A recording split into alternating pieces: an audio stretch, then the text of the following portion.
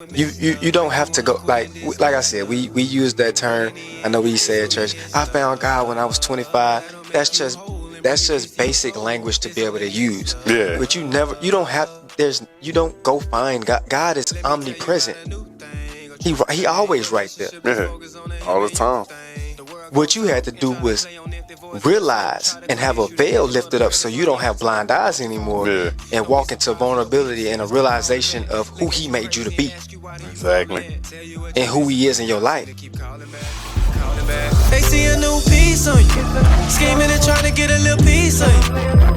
I know you can't relate because you thought that broken love was a norm, and so you try to do your part and share the love of the Lord. All right, welcome back for another episode of Kingdom Talk. This will be Kingdom Talk episode 5. I got my dog in the building.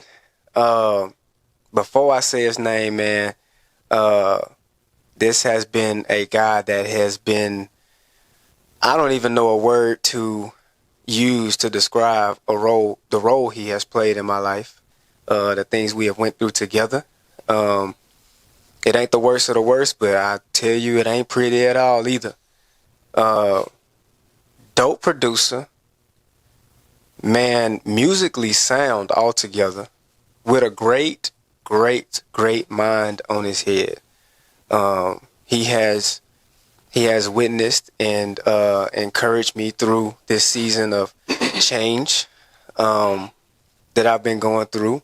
You know, I don't, as I've been going through building my relationship with God, I of course share the gospel, but I don't enforce myself over people. But it's encouraging to have these friends that are like, I love it.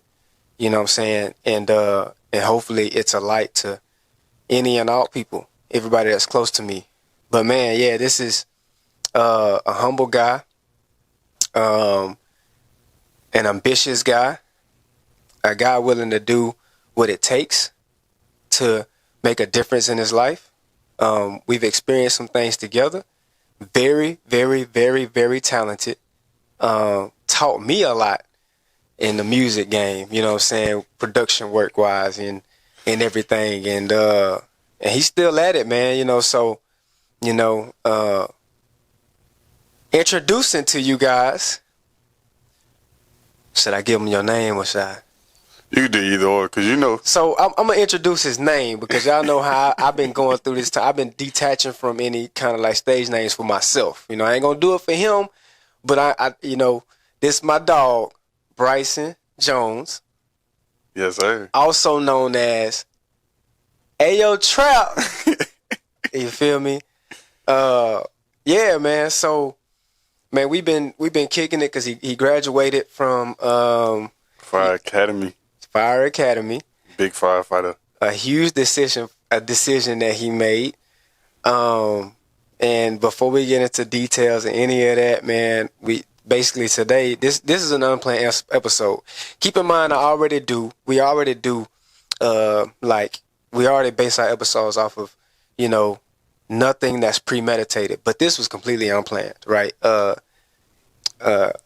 I saw him in the news, in the paper, on Instagram, Facebook as he graduated. I called him last week, congratulated him, man. We had a talk. He talked about coming out here on base to come kick it with me and everything. Thanks. It didn't really work out last weekend, but he was available today. Actually, he was available yesterday, but it just kind of wasn't best for me. We decided to wake up this morning. It was about 7:30, 8 o'clock. Met him at the gate. I had an off day. Got an off day tomorrow. It was like, we're going to kick it, man. We're going to chill. We just been talking. And I said, man, hey, look, some of this we talking about, we gotta go on set up an episode. So this is really unplanned. And definitely nothing about this is Like it wasn't even thought about at all. At all. So, man, because the conversation was just going crazy, and it stems from the fact that we both came from a certain place where we went through certain struggles together, and we both have eventually made decisions that put us in places where we have a completely new perspective on the way we view things in life, in this world, and everything. Facts. And we were just talking about things, and I was like, hey, I kept saying, hey, nip it in the bud. We gotta do an episode, fam. We're gonna shut that down right there. And we still kept going. Fact. One thing about it is we always gonna have a conversation. every facts. time we link, we're going to have a long, in-depth conversation about life, whatever. That's facts. But most of the time, it's usually about music. You know what I'm saying? This has been one of the few times where it's like really, really in depth, just about what we've experienced in life. So, as we get into it, man, that was a long introduction. I think you've had the longest introduction. Man, listen, I'm going to say this. You gave me a great intro. I was like, dang, man, maybe you feel special. Hey, that was, that was a long introduction. For the people who don't, so the only reason I ain't detached from my stage name is because TRAP is actually an acronym. It stands for The Real Always Prevail. So that's what I kind of put that as the acronym, because, I always put it as long as you're always real to yourself, you're real to the people around you, and just, real in general and staying true to who you are, you're always going to prevail. Even when it feel like you taking a loss, as we stayed true to ourselves, and look how we prevailing now. That's facts. You know what I'm saying? We just got through talking about vulnerability and authenticity. You know what I'm saying? Because he even mentioned it. I've been trying to stop. I said, he said, I've been trying to stop cussing. So I say, hey, look, man, even when we film this, I don't care nothing about none of that. Your authentic self is what we need you to bring to the table. Yeah, facts. You know what I'm saying?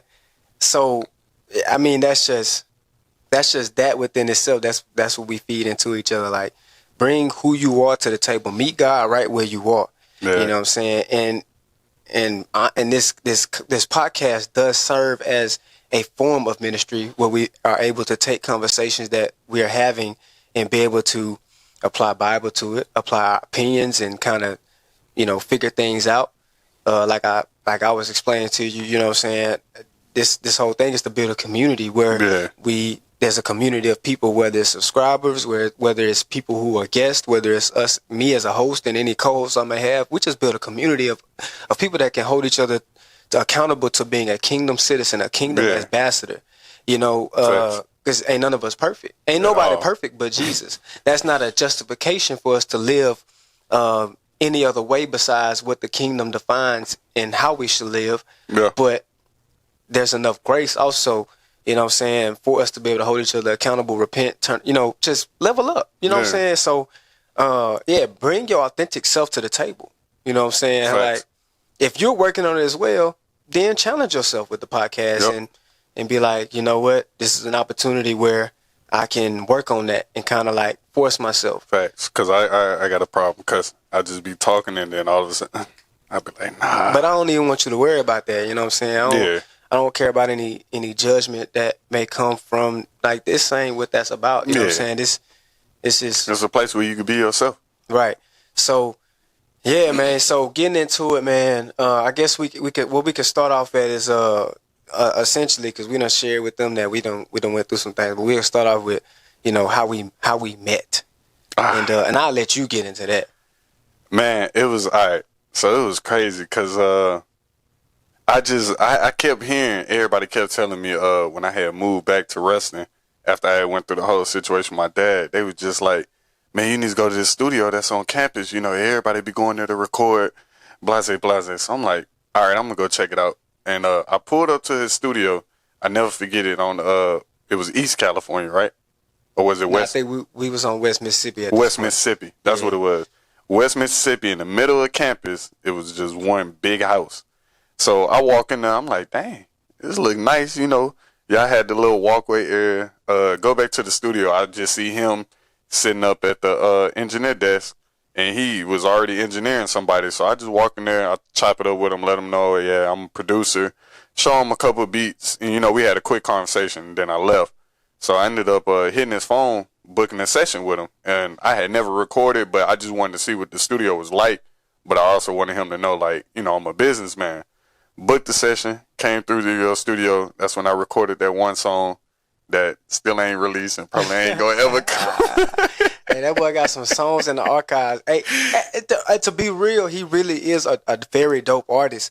That just ain't, I guess it ain't, I've tried to pull it out of him.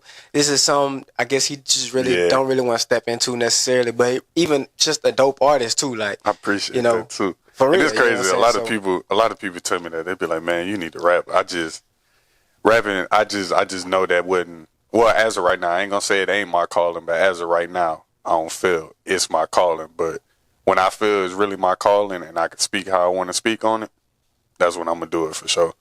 But I had booked a session with a recorded song. He actually liked the song. I think didn't you end up hopping on that song?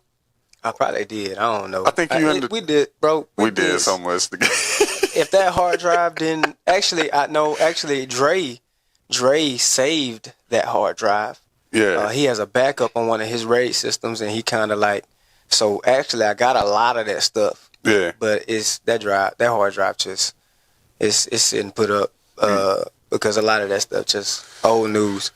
But yeah, I probably did. I don't know. I can't remember. It's so much stuff on that hard drive, bro. We did a lot. Yeah, I was man. I was recording so many people. So many different songs. So, bruh. It was a lot. In the audio engineer lane at that point, man, I don't even know how it happened that way. Word just got out. And everybody. I'm talking about anybody that rapped around the Ruston, Monroe, Grambling area, even Shreveport. People was driving from Shreveport just to come to the studio to record. And Bally and Fiji really set it off. Yeah. Bally, Fiji, and Tez. Yep. Because Tez specifically was focused on 6 Nick, his artists. But the word still got out through them. Yeah. Fiji, all he gotta do is post a clip where he had. Yep. He was the party man. And then everybody wanna know what is yeah. And then, through Bally, Astro Gang, Jonesboro, they all, you know what I'm saying, they all talented artists, you know what I'm saying? They all, had their own relationships with Lil Snoop. Yep. So they all got these deep ties.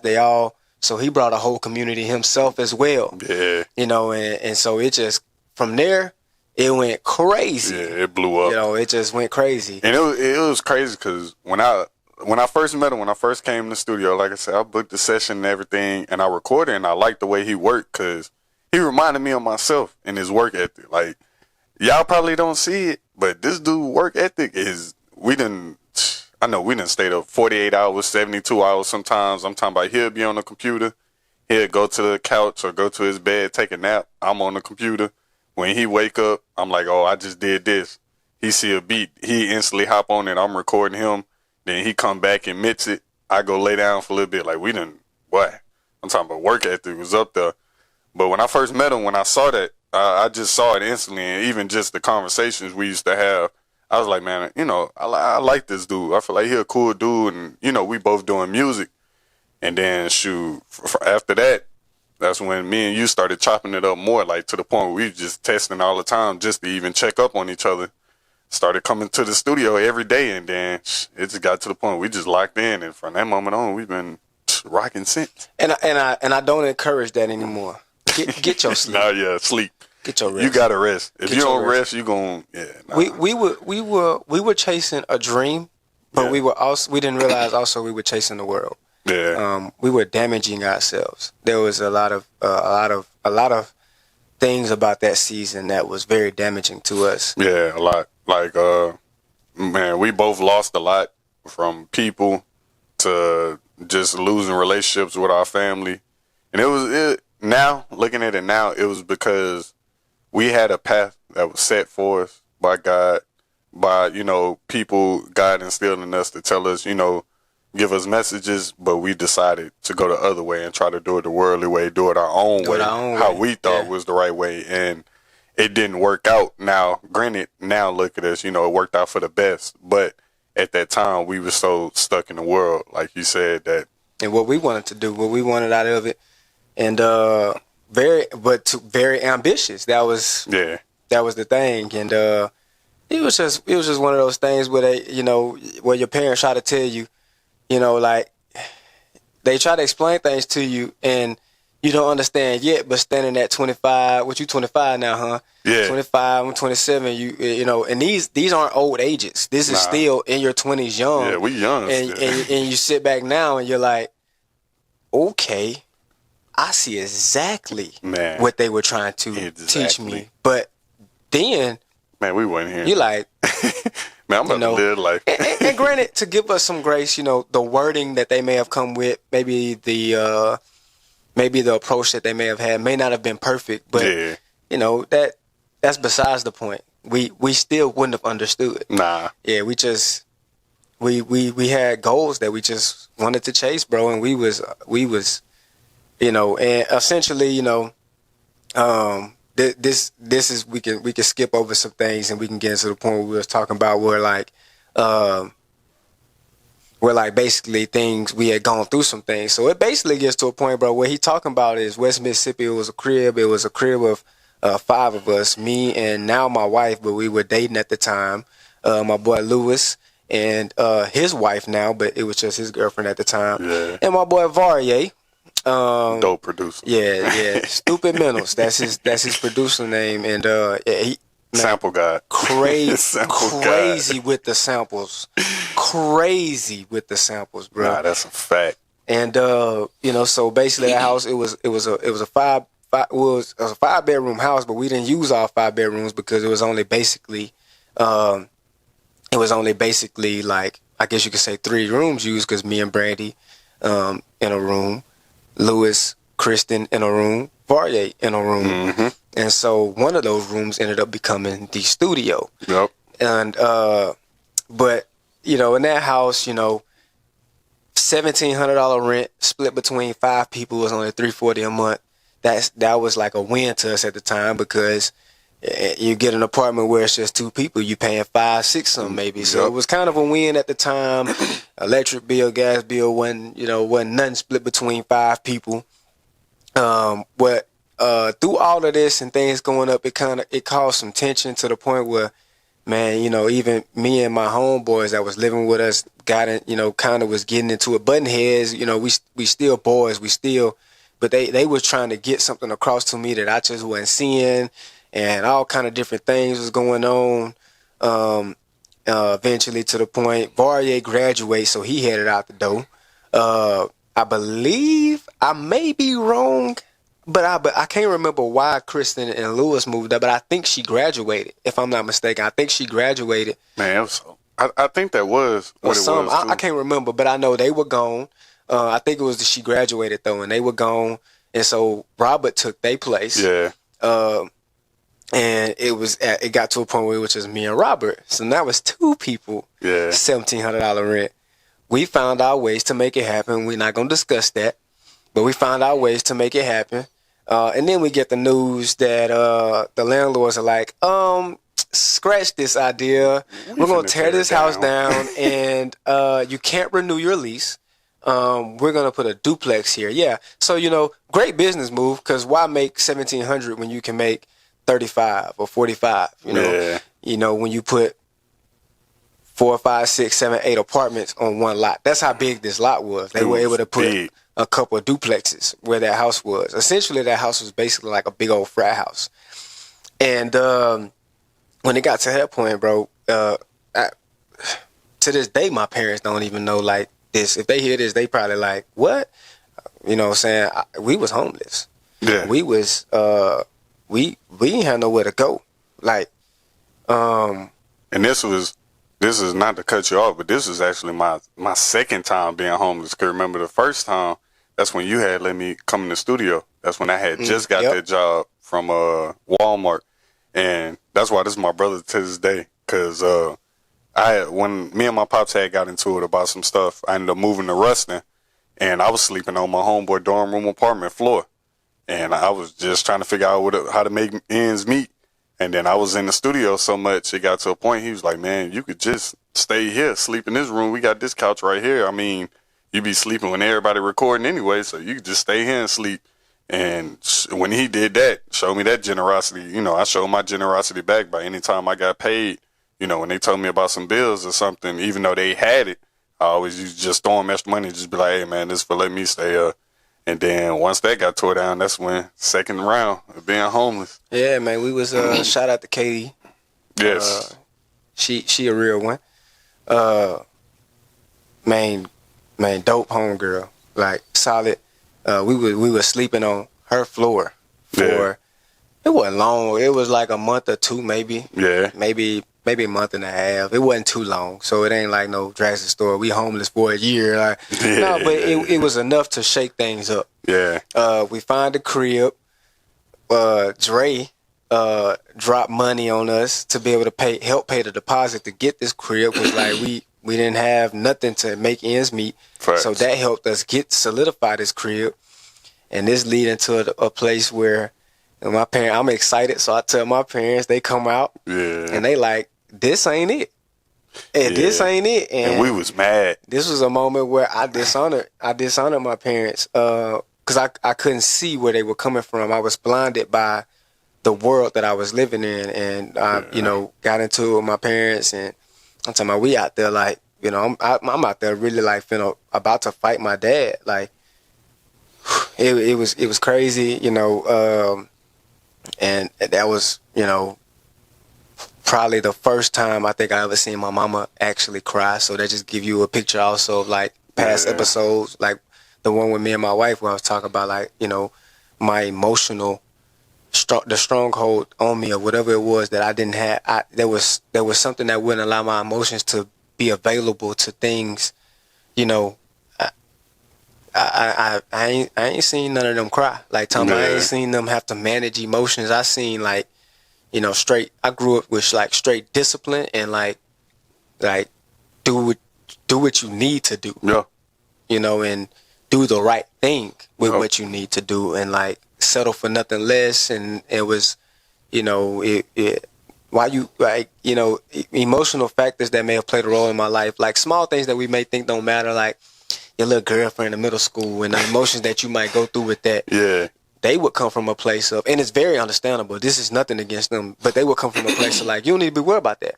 Yeah. You need to be worried about getting your grades and moving to the next level. Yeah, my people just tell me the same thing. But a lot of that over the years leads to ignore that. Yeah. To the point where when I'm becoming an adult and I'm dealing with relationships with people now, not even just, my relationship as far as what I'm building with Brandy, my wife, a woman, friendships, just friendships, anything. Yeah. It plays into that too. So it affected that. And, man, that was a crazy scene. And it got to a point where my wife she just graduated basic training.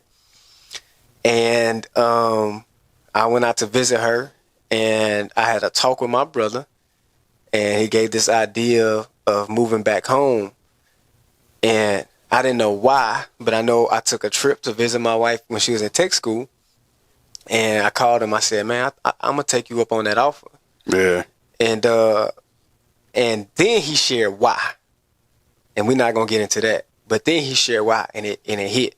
And I was like, okay, I got to go. I got to go. And went back home, started fresh. And I seen how the military was working out for Brandon. And I said, hey, because here's the funny thing. I get back home, my mama like, well, maybe you should consider, Brandy join. Why, you should, kind of let that music thing, I don't want, no. That's a no-go. Shoot. 2 weeks later, And I'm in that recruiter office. Yeah. I couldn't do it no more. It's some things I skipped over some things that happened when I got back home. Kind of like getting put out the house, and then me and my brother getting into it, and basically like I guess you could say like homeless again, because I was sleeping and I got my wife in trouble essentially. I got her first LOC. Because I was basically living out my car, but when I had the chance, I would be able to sleep in her bed in her dorm. Yeah. But I would work overnight at Boomtown.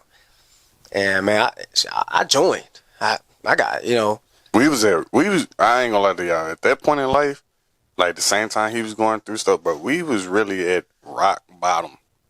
And here's the thing with it.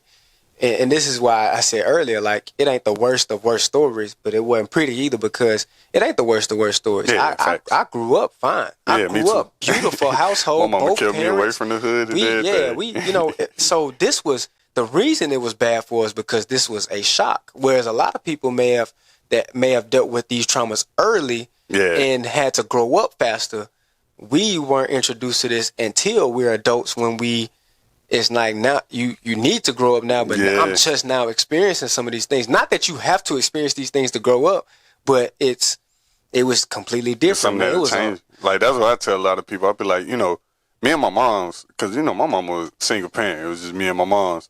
And we went through times where we struggled. You know, it was at times like, she the reason I love pancakes to this day.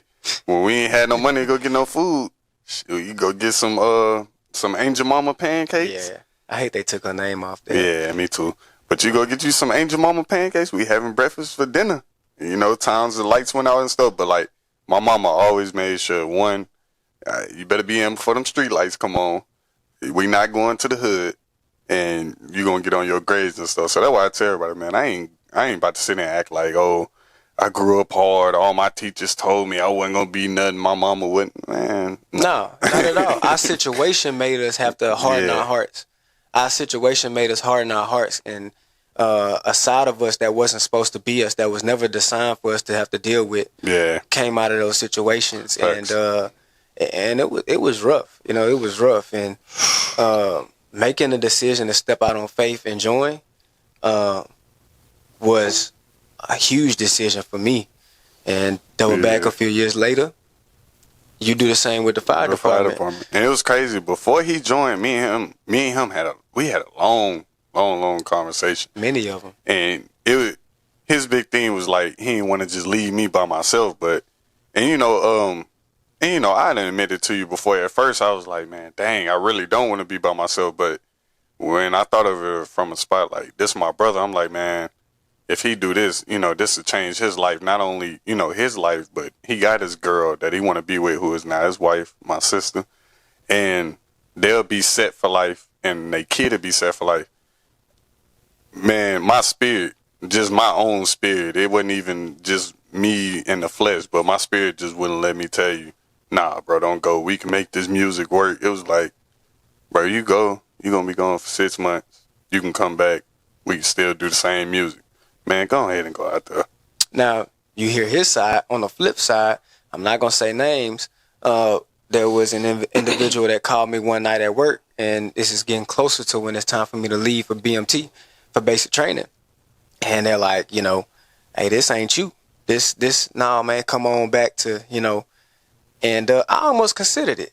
And ironically, that night, I had my depth card, so I was able to get on base without being sponsored, all that, because I signed the contract. I forgot what depth stand for. I don't even remember no more. But basically, I had a little card. I was able to get on base. It was for you to be able to have access to get to like the commissary and the meetings and stuff since you joined it. And I remember getting off work that night, late at night, because I worked overnight. Yeah. I'm getting off work. I remember pulling out my ID to show them at the gate, and I still ran the gate. I ran the gate. When I realized I ran the gate, I went ahead and turned around. I ain't never seen nothing like this, how sick for security forces. If y'all don't know what sick for security forces, man. I know that they're called security forces. Now, I didn't know at the time. It's just police to me at the time. Man, I'm talking about, by the time I turn around, it's already 2 cars flying down the road behind me. The barriers, they have already moved the barriers at the gate to where I couldn't get around them if I needed to. Yeah. The spikes already rolled out, and it's already rifles on me. Not playing with you. They not playing. Yeah. I understand now. Yeah. Like, this ain't typical cop work. This is a matter of potentially national security with a gate runner on a base. Facts. So they're operating in a different space. Mm-hmm. They don't care if it's a simple mistake. They will get to that. You know, we'll figure that out later. Yeah, we'll figure that out later. So when that happens, this is the same night that this same individual is like, this ain't you, bro. You know, it ain't just come back, you know, blah, blah. And that night, all that happens. The worst situation that you would at least think could happen for me turns out to be the security forces guy who is standing at my car talking to me. He's talking about how he's able to be stable enough to chase his dreams with the Air Force. Yeah. I left that situation unscathed. Because basically I was living out my car, so I had any beer that I had bought, empty bottles in the back seat, clothes all back there. It was, so they were coming back and forth, and it was gate runner, alcohol, this, that, and the third. It was all kind of things. Just to come out the end of that night, from me and him having that conversation, they came back out, and eventually it was like, all we're going to do is add, we operate with a point system on base. Yeah. You will have so and so many points on your driver's license, and essentially you free to go. Mm-hmm. I was like, whoa. Yeah. Because that was supposed to be bad. Yeah, I was about to say, that one situation could have just ended it for you right there, and you would have been back. That was supposed to be bad. Yeah. Because that was open container. Yeah. Open container applies regardless. Now, if the open containers would have been in their trunk, it would be different. Yeah. But they considered it, this is what they say. This was all God, because what they said was open containers, since they were in the backseat out of reach. Yeah. We're not going to pin it on you as like, as they should. Yeah. But I mean, backseat is really in reach. Yeah. So, man, that was a crazy moment. But it was like I had a moment where somebody was trying to influence me. I was almost falling into it. God took a situation that I thought was an ugly situation for me to be able to sit in the face of somebody who's like, oh man, you do what? You do music? Oh man, I blah, blah, blah, this, that, the third. Man, the Air Force provides this, that. Yep. And I was like, this man you don't even know, but this is what I needed. Yeah. Because I almost just this man ran away from my blessing. Can of paint, nothing. And he just I almost just ran away from my blessing. Yeah. And yeah, man, so I ended up leaving that situation like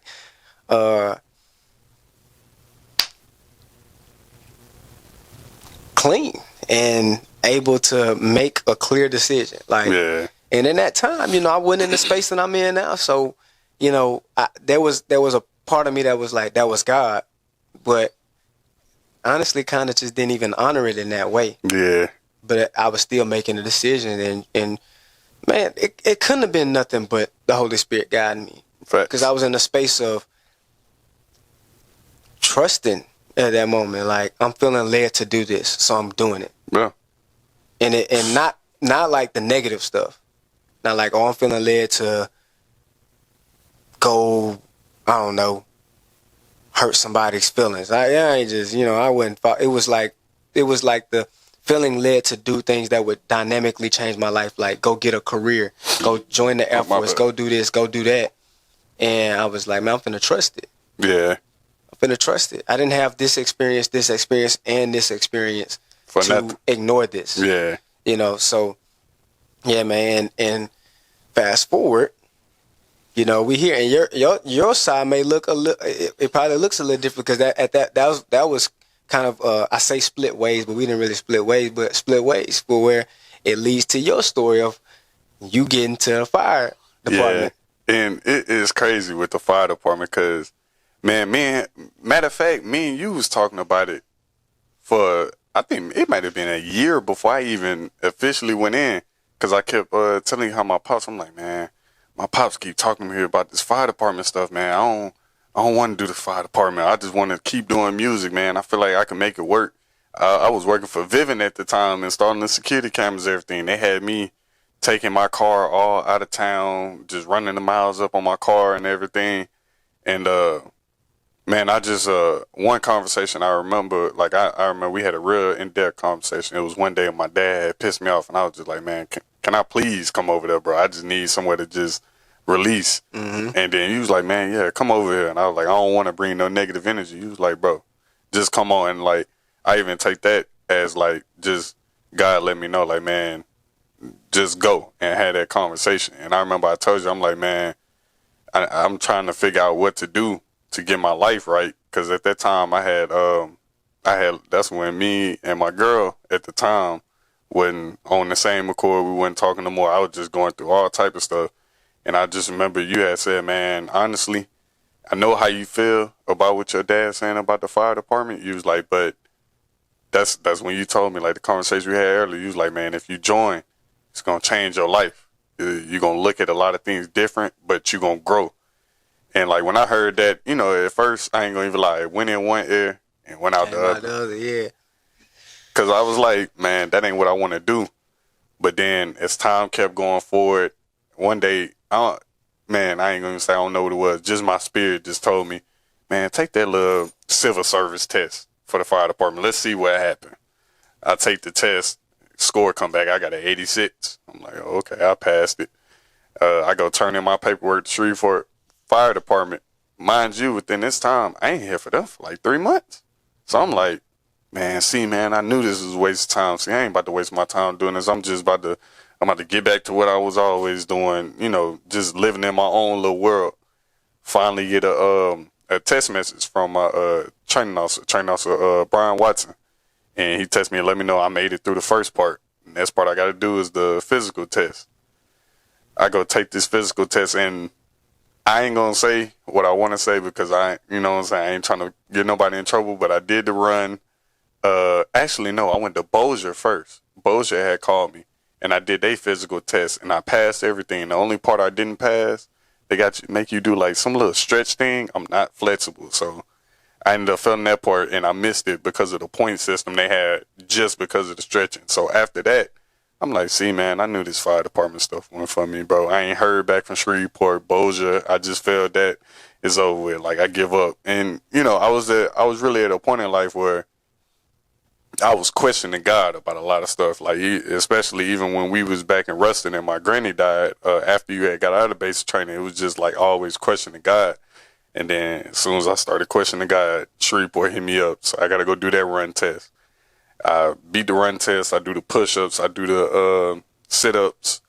And then I'm like, all right, let's see if I get called to the next point. Just going through the process, seeing where everything lead. And then it got to a point, did the interviews part. And, man, I was terrified. Well, I wasn't terrified because I never been nervous in front of people, but it got to a point where, you know, they started asking me some real questions. I don't know you people. So y'all ask me questions and I got to tell y'all the truth, but I don't trust y'all. I don't know y'all. But they asked me, they said, why do you want to do the fire department? And at first, you know, I didn't want to do it, but the main thing that made me want to do it was when I asked my sister right before that interview, I said, what would you think if your brother was a firefighter? She was like, oh, I think that'd be like really cool. You'd be like a hero.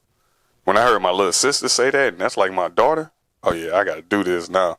So when they asked me in the interview, why you want to do the fire department, I said, I want to do it for my little sister. You know, I don't want her to, you know, hear things about me from anybody and that be her perception of me. I want her to see, you know, her brother's growth because, you know, one day in the future, you may have a man and he may need somebody like I needed somebody, and you could literally talk to him and tell him about, you know, how your brother grew out of that situation. It could probably help him out.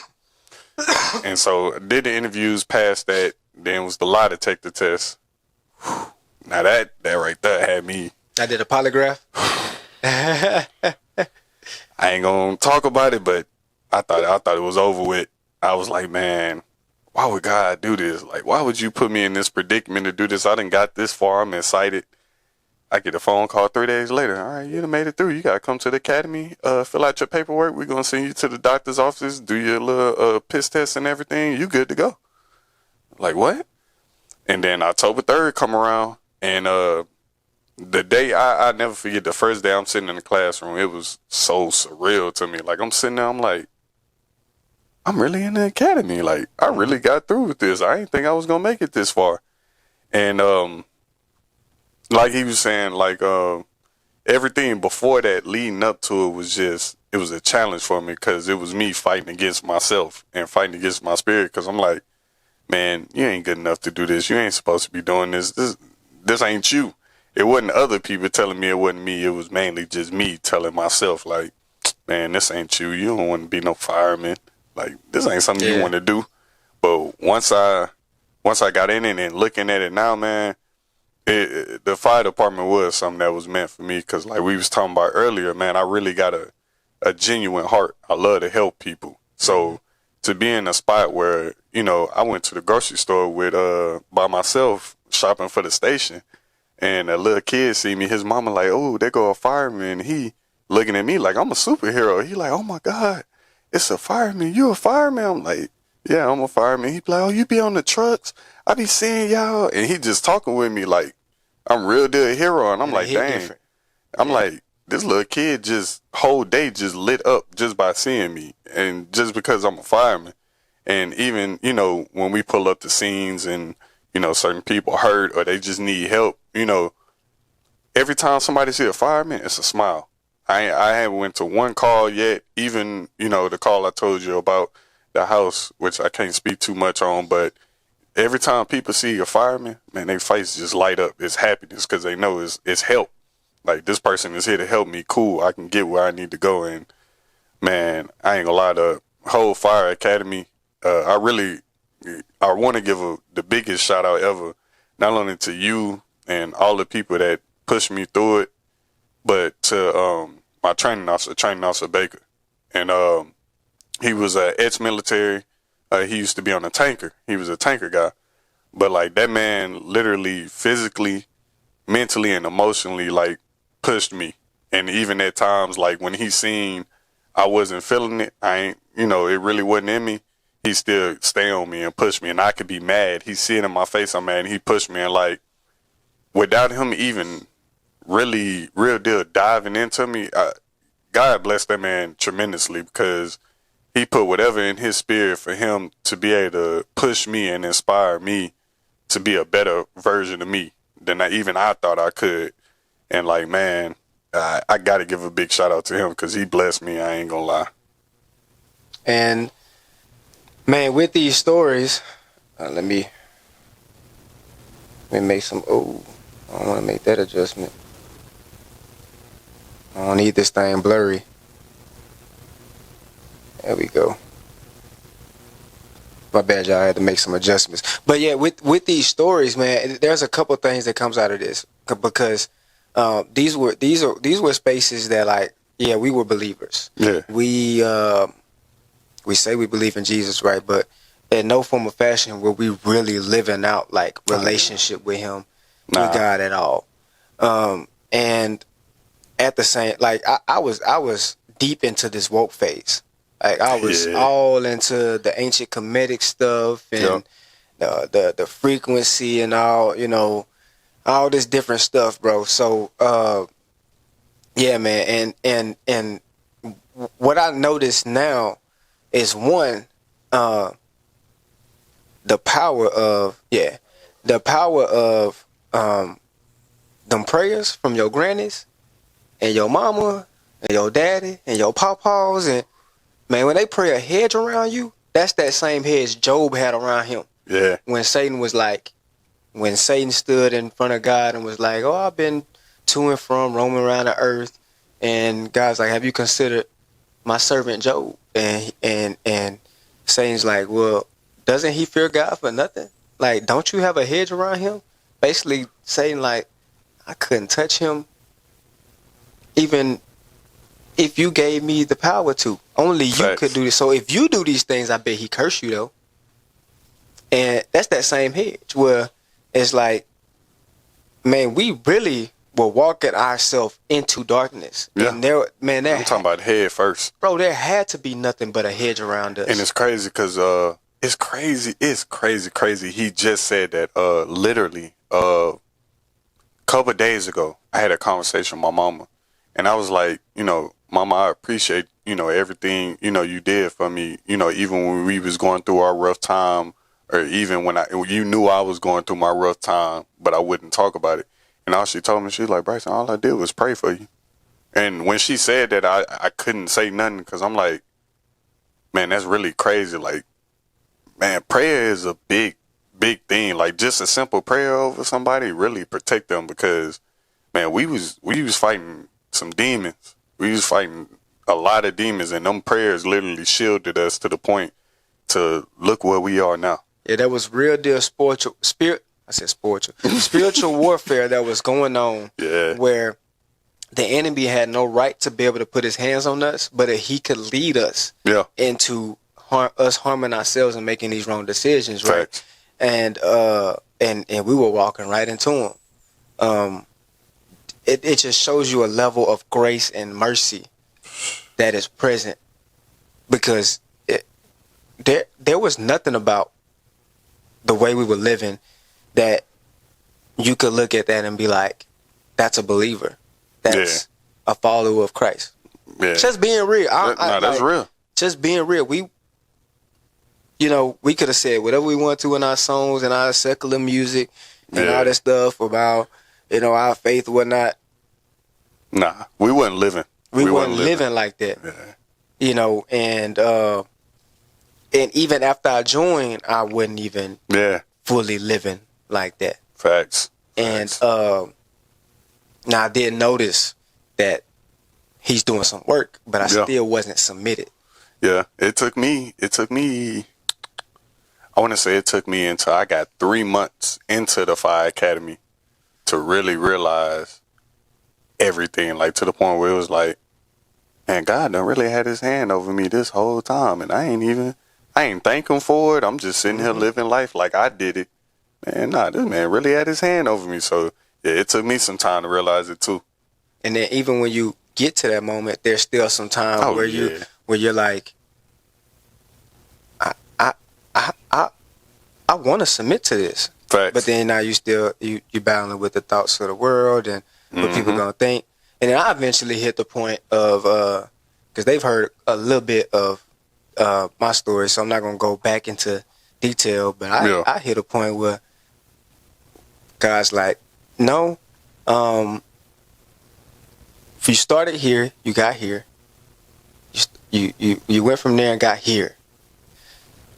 Now you done went from here, what was a great start, which you built a relationship with me, but now I'm calling you to level up. Yeah. And that's where it went hardcore, like submission to him. Facts. Where the things that I struggled with not submitting because I wanted to hold on to him, I did it. Yeah. And I changed the wording from I had to I was willing to. There finally became a place in my heart where my free will was like, I'm willing to submit this, like, wholeheartedly. Facts. And so that came following that was a detach from the secular, was a detachment from a lot of different things, even to this place of like isolation. Now you were in the schoolhouse during this time of me going through this phase. Yeah. So you come out and you probably see like, yo, this is a whole different. Ro was on something else. Yeah. Because y'all training was a long time. BMT is 8 weeks, 9 weeks technically, because you got 0 week, whatever that is. Whatever that is, bro. And then you got tech school. So it ended up being about like 8 months for me, but basic training itself was those 2 months. Yeah. Whereas for you, training was 7 months. And I'm talking about 7 months of going hard every day. Yeah. That's insane. So you come out of that and probably see a completely different side of our household, decisions that we make, a whole different role. And especially because I went into my own isolation the whole time. Like, y'all probably would never know it, because every time people see us together, you'll think we've been talking every day. Man, this man. My bad, y'all. My wife is calling. Oh, you gotta answer that. Yep. All right, yeah, we back. That was my wife called. I forgot where we left off. Yeah, I can't remember what I was saying. The conversation was longer than I thought. Man, I really forgot where we left off. But now I will say this. I will say this. Ever since, like I was telling you earlier, that 7 months of, like I said, training Officer Baker, putting us through not only physical, but mental and like emotional, stress and everything. I had a lot of, outside stuff that was attacking me too. The devil attacking me in ways to take my mind off of what I was supposed to be focused on. And I will say, like, the fire department, one thing I will say about, like I told you earlier about that academy, God made me face a lot of my traumas. And like we was talking about earlier, vulnerability. And my biggest trauma was trusting people. it took time for me to trust him. It took time for me to trust everybody that was in the studio with us. It took, like, I just had a problem trusting people because every time I trusted somebody, I felt like they did some disloyal stuff, and next thing you know, it's like, bam, they gone. But, you know, when you go in the fire department, we had a class of 33. And basically, the day you walk in there, you have to trust every single person that's in that room. You don't know them. You don't even know their name yet, but you have to trust them because eventually, when we start lighting fires in the burn building, that person going to be right behind you. That's going to be your help. When we doing training and we had a person in our class, we called him 250, my boy John's, big swole dude. He used to play football and everything, but we used to do certain drills with. We had to pick him up. So you got to trust this person next to you to be able to pick you up, carry you somewhere, and set you down until the end of training. So it taught me trust, and that was one of my biggest traumas I had to face within myself. And you know, I'm thankful. I thank God every day now because that allowed me to come back to myself. Because I've always been, since I was a kid, you could be a random person I don't know, and if I'm playing with a toy and you come over and I got more toys and you want to play with the toy I'm playing with, here you go. I'm going to give you that toy and I'm just going to go play with another toy. I've always been a giving, trustworthy person, and I always gave trust to people. Like, I'm going to trust that you're going to get this toy back, and if you don't, I ain't tripping. I got more toys. You needed it more than me. So it made me come back into my true self to the point now where, shoot, I'm even able to have conversations like this. Usually I don't want to open up to people and let them know who I am as a person because I feel like people will take advantage of that. But the fire department taught me, it made me face that trauma of being able to trust people, being able to let people in and understand who you are, where you come from, your story, and just trusting them with that information that, they'll protect you and guard you the same way, God did through the whole thing. And man, I ain't gonna lie, that 7 months, shout out to the whole class 71, man. That was a blessing. I made some real brothers and sisters out of that. And it really God made me into a man within that 7 months. Like, I ain't even at my peak, but he put me way past where I was when I first met you. Yeah, we ain't at our peak, but it's been some very, very dynamic changes. Yeah. And yeah, man, to me, it reminded me of the conversation we were having earlier before we even set up and said we're gonna do an episode. We're gonna go and do it. Man, it's just like, got you in a place of isolation. Yep. Where you have no choice but to not only seek him but like hear him. Yeah. And allow him to walk you through things and like essentially bring you back to who he designed you to be. Yeah. So he bringing you back to that heart posture that he gave you, that heart posture of generosity, that heart posture of, this is who I made you to be, and for a bigger purpose. So right now, because this is all recent, so right now this is just a first stage of it. Mm-hmm.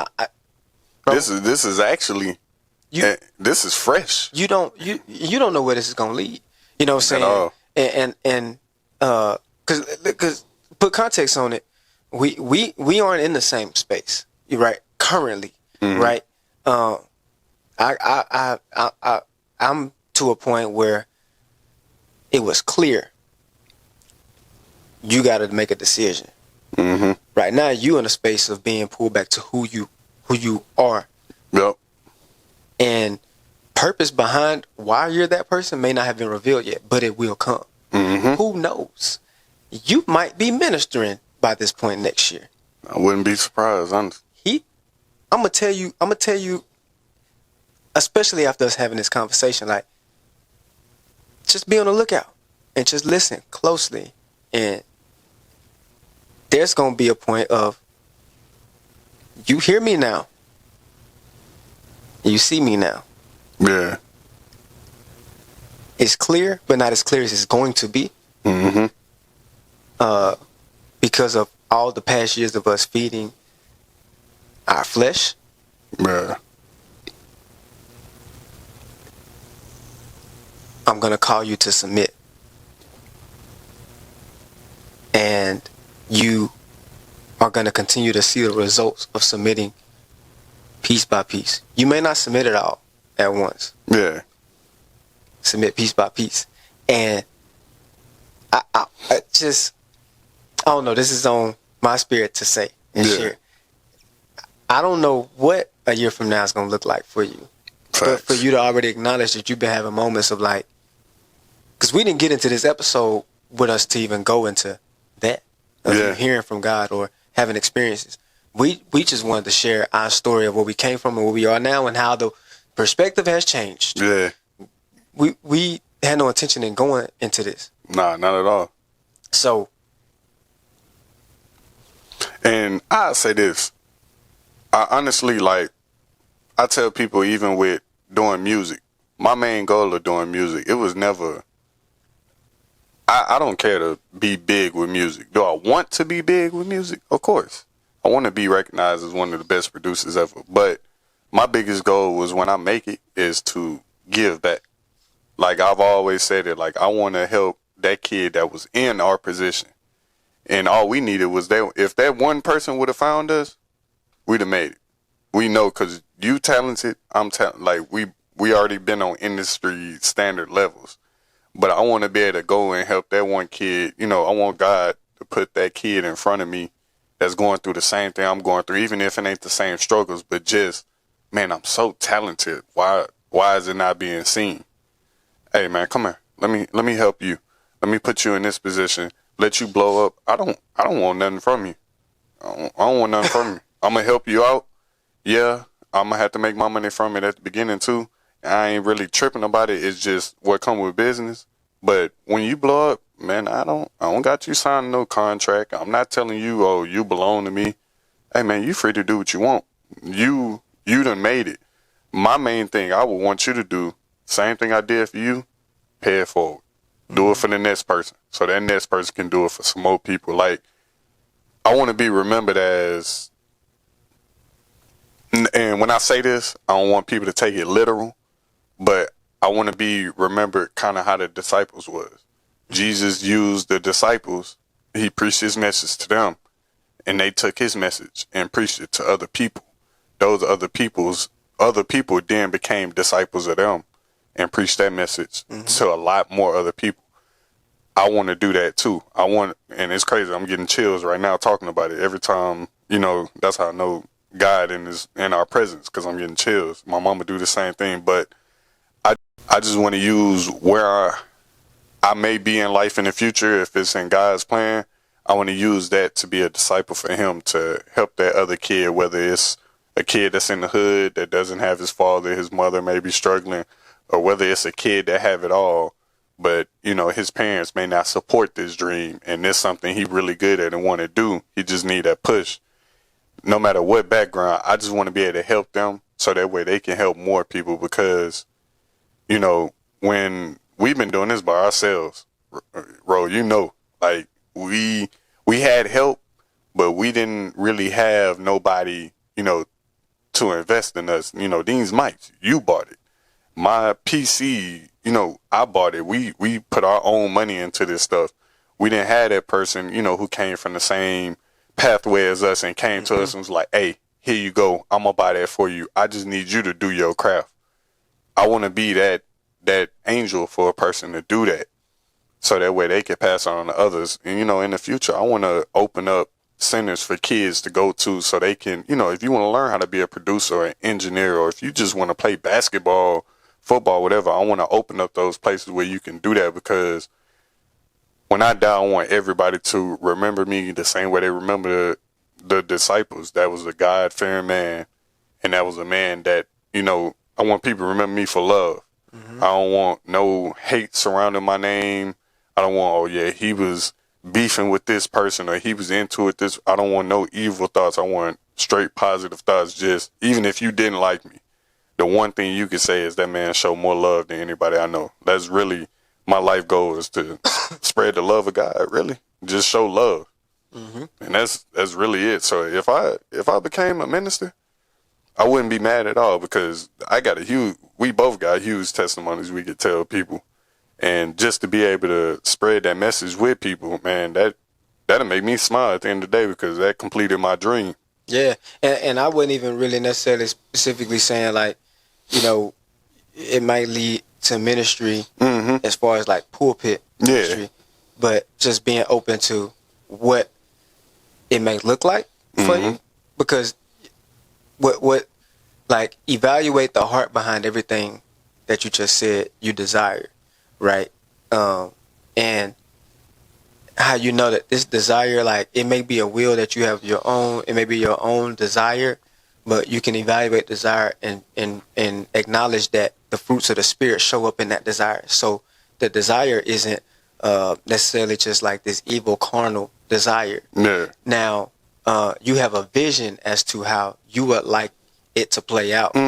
But it may play out totally different. But it could turn out exactly, because that could be a vision from God. Exactly. So, you know, it's to have an open mind as to the journey and what it may look like, what God may take you through to give you lessons, to give you wisdom, to give you different things before you get there. The journey might not happen next year. It might not happen. The result, the journey already started. Yeah. The result might not happen next year. It might not happen in 5 years. It might not happen in 10. It might not be till you're 40 where these things come into fruition. But having that realization, that open mind to the heart behind that desire, him pulling you back into that and detaching from whatever stronghold it was that you couldn't trust. Emotions couldn't be expressed in a way that they properly should have been. Vulnerability, all those different things. It's a process that he's clearly bringing you through. And it's been the same thing for me. I mean, like, this whole podcast, for example, like, I wanted to do a podcast. Initially, me and my brother and Dre, we was doing a podcast, but that was a whole, like, business move, our own little, you know what I'm saying, our own will and desire. But as far as a podcast where I'm talking about, like, being a kingdom ambassador, I would have never seen this coming. I would have never thought this was coming. Yeah, that's a fact. It was the way that I detached from everything that I was doing in the space of podcast production, videos, everything. And I'm submitting all of this, and I'm just being led. Yeah. And this kind of came to me as like a vision, and I was like, oh, that would be dope. And then it would just kind of come up in conversations with different people. Let me ask you this. You ever had a dream about it? The podcast? No. See, this is a question I'm going to ask you. And it's, I talked to somebody else. They said they liked this before. But do you ever feel like any dreams that you have when you sleep, do you feel like they foreshadowing of the future? Yes. Bro, what's crazy is now that I go back and think about it, like, and that's why it's still surreal to me that I'm a fireman now. Because I remember one time I just had a dream, and I was just putting out a fire. Don't know why. I'm just having a random dream about putting out a fire, but I put out a fire. People saying, thank you, thank you, thank you, and I wake up. And this was years ago. I'm like, well, I just have a dream about putting out a fire. And so every one of my dreams, I break them down, and I try to understand what's the message that God trying to tell me right now. And years later, I'm a fireman. Yeah. I mean, same situation. I had a dream recently where this is gonna sound crazy. Well, actually, it's not like a crazy dream where it's like, oh, I jumped off the sky, and it ain't like one of those dreams, fam. It was a very kind of like basic dream, but I didn't know what to take of it. Yeah, I didn't know what to take of it. This is a couple of months into me actually being in a relationship for myself, being in the Word for myself. Consistent with being in church, a church that I felt was healthy, where the word of God is being preached, all those, different things, and leading my family into that space, right? And I had a dream where where like essentially like I'm standing in one spot, and Brandy is down like on her knees like in a Bible, and it's like I'm ministering to her. She going through her Bible, but there's a bunch of like, not a bunch of, it was only like 3 or 4 TV screens, but like one here, one to my right, one kind of like, I remember this vividly. So it was like, I don't know why, but it was like one to my right, but like on the back wall, like a wall behind us, Yeah. and like one to the left over here, and it was like Satan on the screen. And so initially when I had that dream, I was like, man, that was a scary. I talked to Brandy. I shared the dream with her. I was like, that was a scary dream. I don't know what it means. I don't know, what it's referring to. I was like, but it was kind of scary, but also kind of encouraging, because it seemed as if like, I was ministering to you, and you were in a space. So yeah, like in the dream, like it's like I'm ministering to her. All these screens around. Satan's on the screen. She's going through her word, like the Bible. Yeah. And like I said, I didn't know what to take from the dream, and I think there were multiple meanings. And the reason I say that is like, the first meaning I took from it was like since there was a perspective of like me ministering to her, she going through her word while you got Satan on all these screens, like maybe there's going to be an attack on her, and she's seeking God and His word to face this. So I told her, I was like, that was an encouraging dream, that like all this surrounding us, and you're seeking, I'm ministering to you. I also took it as, and that kind of plays out with like our last episode. If you go watch that episode where she's talking about like I would be, she was like, I would be a fool to witness you. Like, you're following God, you're seeking Him, you're going through His word, you're trying to learn more, you're trying to do this and that, and I don't follow you. Like, that's what she said. Yeah. And so it paints that kind of picture where it's like that. And it also painted a picture where it's like, literally like last weekend, we had like one of our first fights in a long time. Yeah. And a significant thing about leading into this, we had a whole week of leave. Now, we've been consistent with being in our word. We've been consistent with just our walk, period. Now, on this week of leave, it was a week of being idle. We were trying to get rest, but we were real idle. Yeah. We know what the Bible says about idle hands. And we were real idle, and we didn't pick up our word, and we indulged in alcohol a little more than we had been. Yeah. And it kind of painted this picture to me like, okay, because I thought of this dream in there, and I was like,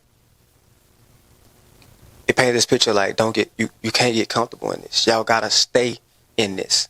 You have to stay in this, because since y'all are walking in true covenant, like, because marriage is covenant, yeah. And y'all have dynamically shifted y'all marriage to center y'all marriage around God, that enemy is upset. Yeah. So it painted a picture of like, he's going to try to surround us with attacks, and we like, because that easily could have turned into something that would cause division, and ultimately, praise God, it didn't. We were able to talk through and be there for each other, console each other, and work through that situation. But I don't know, I can't pinpoint a specific thing that come from that dream, but there's a lot of things playing out that it seemed like. So yeah, I mean, and then the Bible speaks about like there are stories in the Bible where there were interpretations of dreams and whatnot. So yeah.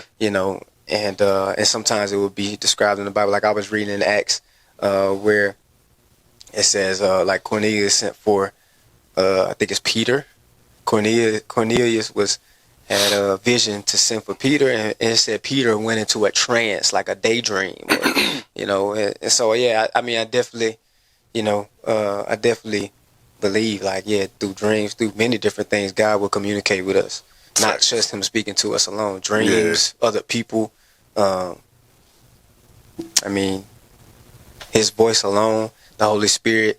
There's multiple ways of Him like communicating with us, foreshadowing things, trying to give us signs, give us warnings, whatever the case may be. Yeah. So yeah, I mean, that's. I think that's like one of the biggest things that been getting me through it, especially lately. Like I noticed lately, I ain't typically when I don't have no dreams for a little minute, I take that as a sign of, you're on the right track. Keep doing what you're doing. When it's time for me to give you that sign. And I always notice the dreams come when I'm not listening in my regular, normal mental state. Like when I'm up, and if he give me signs and stuff like that, if I'm not listening, then I notice I just have a dream. And they're not always bad. Like, what's crazy, and I'll tell you this, though, I never told you, but my mama had she got my name in a dream. My mama had a dream before I was born. She knew what I was going to be and everything. She didn't even know, the doctor didn't even tell her I was going to be a boy yet. But she had a dream, and my mama exact words, she had a dream. She was told that I was going to be a boy, and my name is Bryson. How many times have you heard that in the Bible? Man, while you were in the womb, he knew you. Yeah. He had a plan for you. That stuff like that, people will say that sound crazy today. Yeah, and they'll be like, he just saying that, listen. People be like, why don't Bible time show up today? There you go. Yeah. That happened. And you want to know what's really crazy? It was a dream I had when I was a kid, and I still think about it to this day. It was with my granny. It was me, my mama, my granny, and then I'm just playing with my granny. She throwing me up in the air and catching me.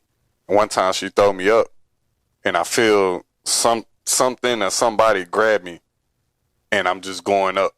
And my mama and my granny just looking up, smiling. And I was young when I had this dream. And my mama and my granny just looking up, smiling. They smiling, and I'm sitting there just having the time of my life, like a little kid at the playground. I'm yelling and screaming, laughing, and then whatever was holding me, which I perceived it as God holding me. But when he was holding me, as playing around, I took it as God was holding me up. He was holding me up, and then I'm sitting there laughing, playing around. And then my mom always tell me not to say this, but I still say it until I fully understand what the dream meant. I'm not saying he just dropped me, but like he let me go, and I just kind of like floated back down to my granny. And then we both, like all three of us, just looked up, and we smiled. And then from that moment, I just woke up, and I still remember that that dream as a grown man now, and I had that when I was young. Like, I had to be about maybe 6, 7, and I still remember this dream vividly.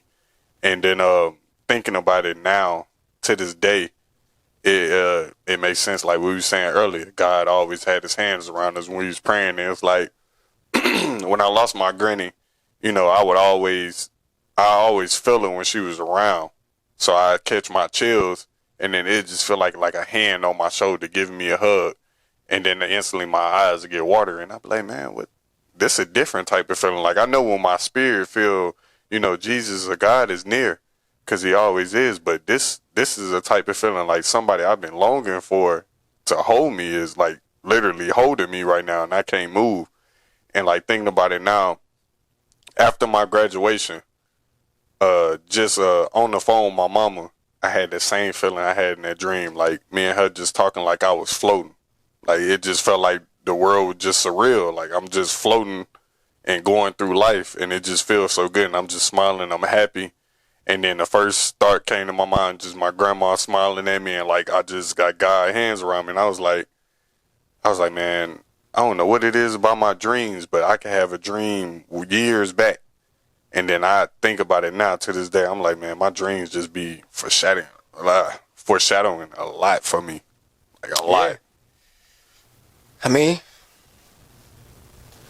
and that, I ain't gonna lie to you, that was still to this day, that is my favorite dream I've ever had in my life. I mean, it is Bible. It is biblical. You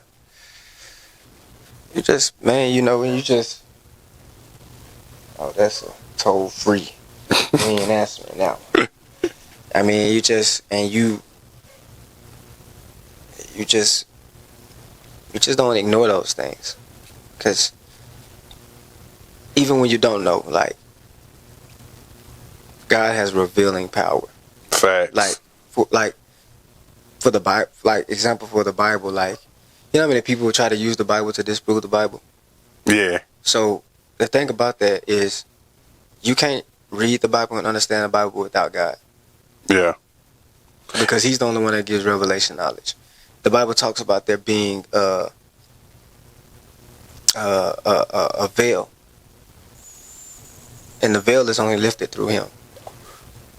So, like, it kind of go back to like Proverbs, like, you know, don't argue, like not arguing with somebody or you'll become like a fool, basically. Yeah. Like somebody that's trying to argue Bible with you, that read it with their own understanding and not, you know, with seeking God and his revelation through it. They're arguing their understanding, not God's purpose or intent. Yeah, facts. And so you meditate on those. You hold on to them dear to your heart, and he'll reveal to you one day. One thing I like about how you tie those together, you might not realize it was like in the dream, God actually had his hands around you. When you had that feeling again, you said, it's like God had his hands around me. What's up, E? Hey, Anne-Marie. It's you buddy. Yeah.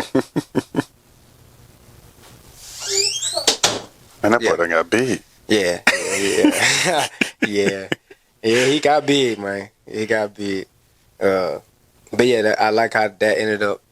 Like, you might not realize that you said that, but you said in the dream, it's like he had his hands around you, lifted you up.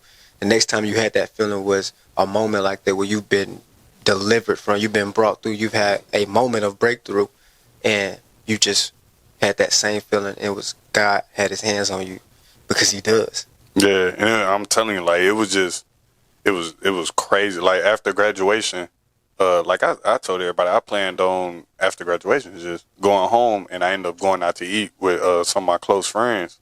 But just even after that, like, even when you called me and, like, just everybody texted me congratulations and stuff, I was just like, the whole time, even still right now, like, in this very moment, since I graduated, the whole time, it just been feeling like that dream. Like, man, life has just been,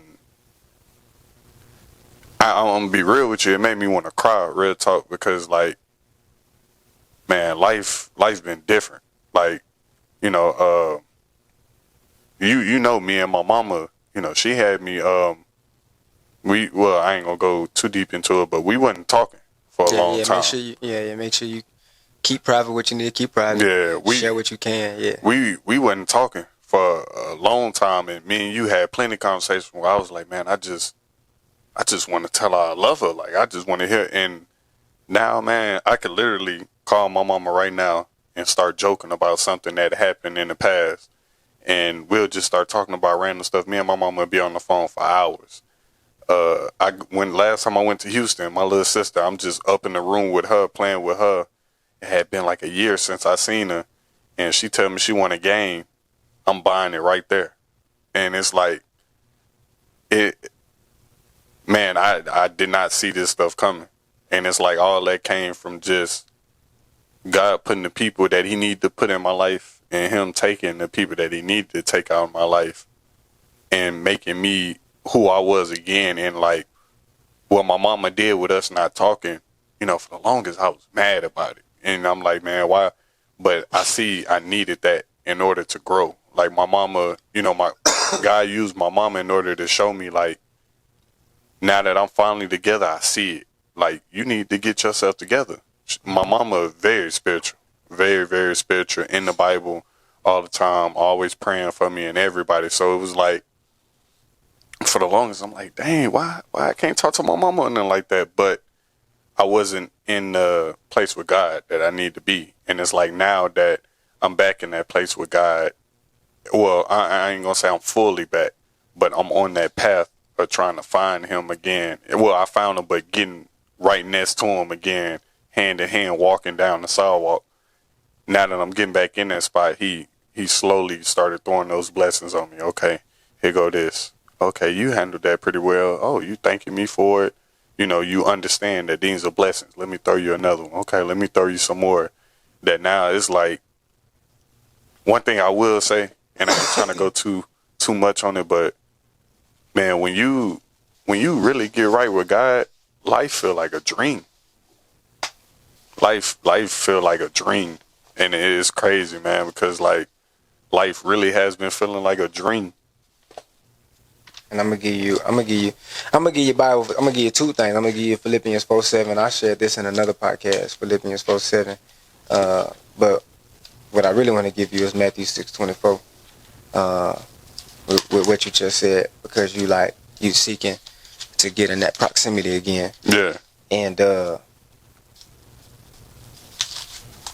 I just want to express to you the results of seeking.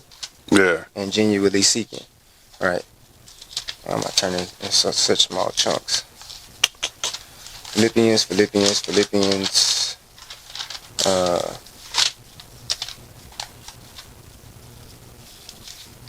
This is why those hands that wrap around you feel so different. I'm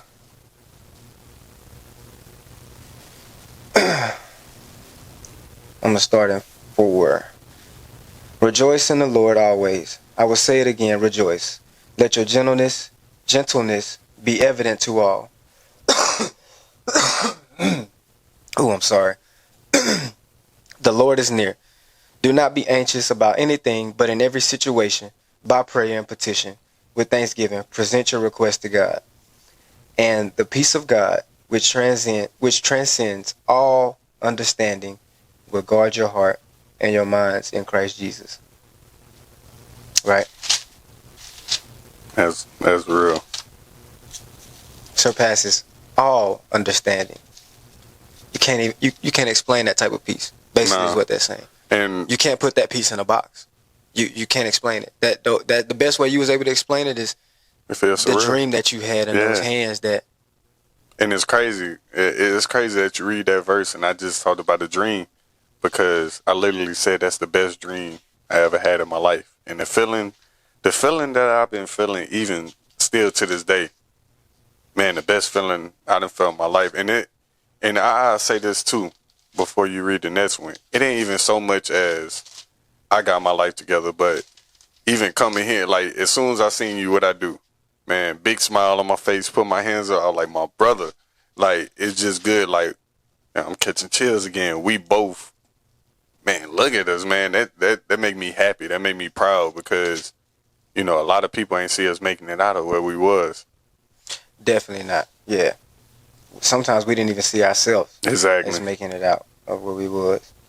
Let me see. Where do I want to start with this?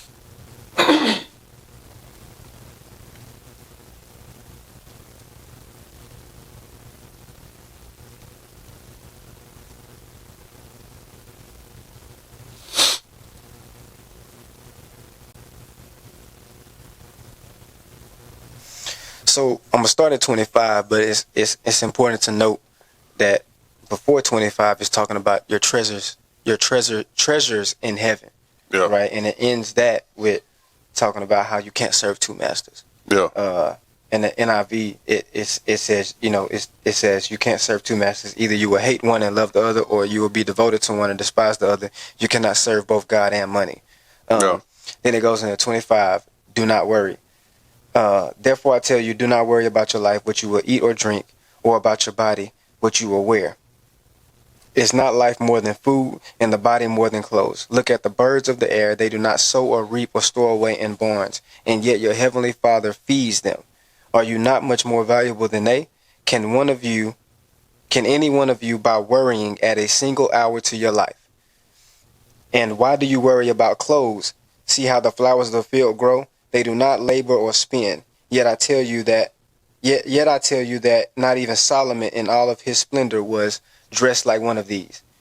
If that is how God clothes grass of the fields, which is here today and tomorrow is thrown into the fire, will he not much more clothe you, you of little faith? So do not worry, saying, what shall we eat, or what shall we drink, or what shall we wear? For the pagans run after all these things, and your heavenly Father knows that you need them. But seek first his kingdom and his righteousness, and all these things will be given to you as well. So as you're stepping into a season of seek, be mindful, like just go and review this for yourself and put it in context for yourself. It's, to me, it's not ironic that it speaks on Matthew 6. goes from, and this is the Sermon on the Mount, actually. So it starts really in 5, and it's the Sermon on the Mount. It's the Beatitudes. He starts with the Beatitudes, and he goes to many different topics in regard to this sermon, and just right in 6, it talks about giving to the needy, that heart of generosity, right? Yeah. Talks about prayer. And it goes into fasting. Then it goes into treasures in heaven. And then it goes into do not worry. Yeah. And that leads into seeking his righteousness first, as these treasures in heaven will be added unto you. What's up, E? It's working. Yeah, Your it's TV working. not working? Okay, I'll be in there in a second.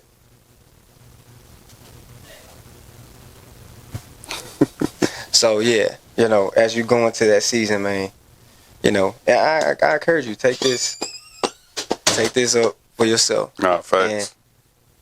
That's like, and they don't even know, it's funny how all this come together and what we was talking about earlier, because we was just, I was sitting here showing them some beats, and he was showing me some stuff too, and I was just, out of nowhere, I just started telling them, like I told you, I had a pastor when I was younger, Pastor Crimpton. It was me and, it was my uncle's church, but he used to preach out the hotel conference room all the time, and man, this man, everybody tithed, everybody gave more than enough money for him to, take the money and he can go get a bigger church or everything. But he always, he worked this regular job that he used to pay his bills and everything. He always took that money and, gave back to the people of the church anytime anybody was in need or anything like that. That money was gone. And I was just telling him, my mind, and, he broke it down to me, is really your spirit. My spirit kept telling me, like, hey, you need to go back to church, because I've been fighting myself, my heart. Like I told him, anytime God send people my way that maybe need something, like one time I ran into a person at a gas station, put $40 in his tank, filled his tank up. Anytime, it could be one of my friends. They just like, yeah, I'm kind of struggling right now. Can you send me so-and-so amount? I send it to them. Or, even if I just met somebody in general, they tell me I'm about to go get lunch or something. I'd be like, all right, that's on me, because something just put in my spirit, hey, take care of that.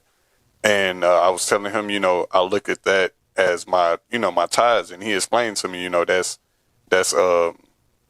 you said seeding the fruit, right? Well, tithing is planting a seed. Planting the seed. But it's also your heart posture. Yeah. And because you was mentioning, like, how you mentioned your uncle's church, and then you also mentioned the next church was like not so much. And I was like, what? I was like, yeah, your spirit was pulling you out, because you was like, you got out of that church because it just didn't feel right. Yeah. And then now you feel bad. And I was like, well, I mean, your spirit was getting you out of that church, but your spirit is also the Holy Spirit also letting you know, like, I didn't call you out of church. I just called you away from that church. Yeah. You know what I'm saying? So, yeah, and I mean, we was going into that topic where it's like,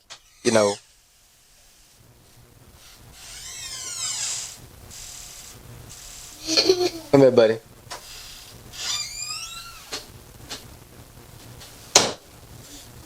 What's up, E? Hey, Daddy filming right now. Yeah, I want a cookie. Okay, I'm gonna get you a cookie in a minute, but Daddy filming right now. Okay. Okay. All right.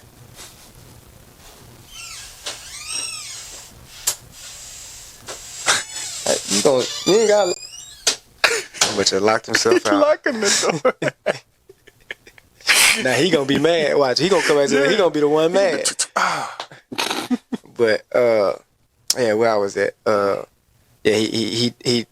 Well, I was to the point where it's with that tithing aspect that you was questioning about. Yeah. It's more so a posture of your heart. What, and this, because a couple things here. Some people not gonna like how you worded it. Where it's like where I said the Spirit told you to get back in church. Because a lot of people out here feel like you don't need church to have a relationship with God. You don't. You don't. But the church was definitely a place for us to be able to fellowship. So, yeah, in certain aspects, we need church. We need community. People forget the fact that, like, yeah, you can praise God by yourself, but come together with other people and praising God, whole nother A aspect. whole different level of things, Yeah. right? People not gonna like what I'm saying about giving, but it is a posture of your heart. It don't matter what that faulty pastor was. Now the Holy Spirit led you away from that place. Yeah. But at the end of the day, whatever you gave as your first fruit, saying whatever more increase I get, I'm giving it to God first. I'm giving that 10% first. Is you acknowledging in your heart, like, this belongs to you, and I only give you glory for this. Yeah. I'm giving you the first of everything. Like, that's a statement with your heart. Like, what that pastor does with it, or whatever the case may be, has nothing to do with you. Yeah. They got to deal with God Yeah, on they that. got to deal with the God. You were obedient with your more increase that he brought into your life. Yep.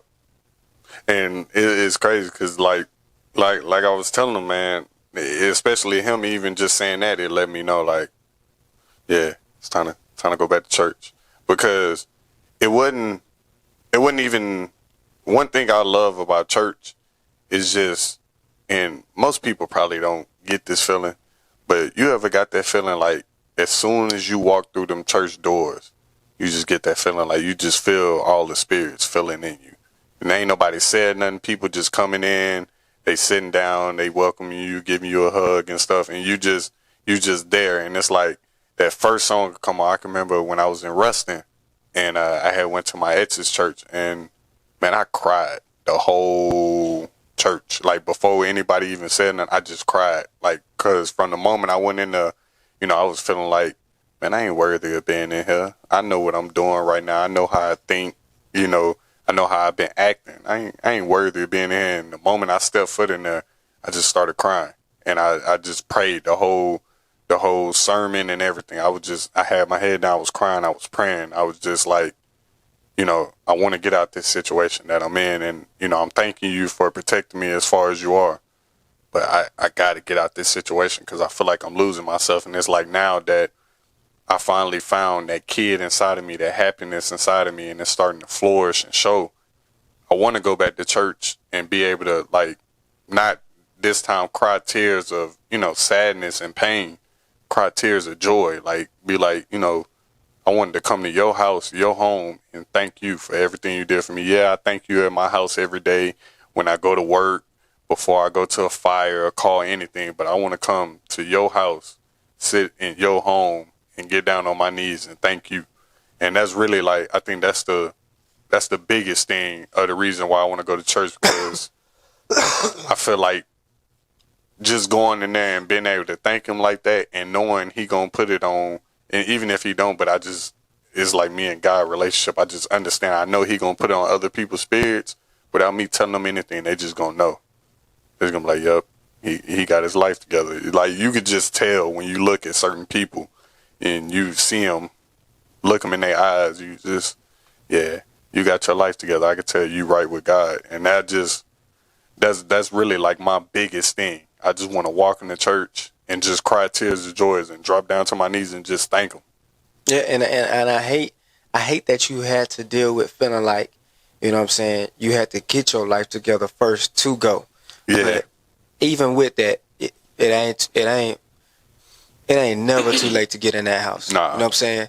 Like, you don't have to backtrack and be like, oh, what, I didn't have to get myself together? Well, let me go back to and just, like, well, no, now you're here. So go ahead and meet him right where you at. Like, it's all right now. You know what I'm saying? So I hate you had to deal with that. I mean, but most of us have had to deal with that. A lot of us grew up in the church, and it became a monotonous thing where you kind of only understood church in the sense of, oh, mama made me go as I was growing up. I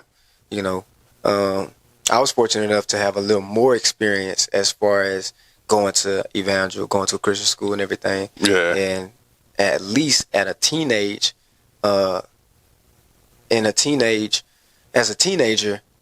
where we're not fully developed as adults, but we have more cognitive thinking going on, experiencing God's presence and different things. Yeah. Like that did apply a different aspect to my life.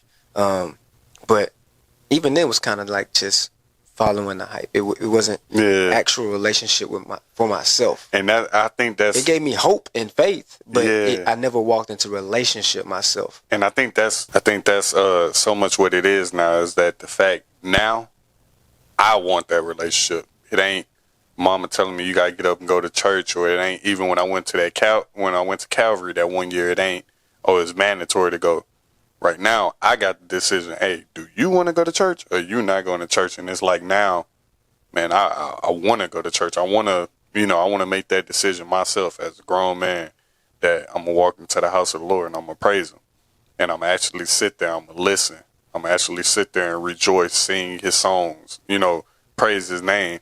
I actually want to go do that, because out of everything you done for me, through my whole life, 25 years, everything you done for me from being a kid to the age I am now, and even everything you're about to do for me, man, the least I could do is go home. Go home and praise you. That's the least I could do. Yeah, because there ain't no way you could repay him. I can never. Only thing you're called to do is the will of the Father. So what is the will of the Father? To believe in who Jesus Christ is. Yep. And I could never repay him, man. I tell people this all the time. Real talk, I did not see myself seeing 25. I did not. I thought, if I had to be honest with you, man, I thought I was going to be out of here by 23. I thought 23, Jordan year, it'll be my last year.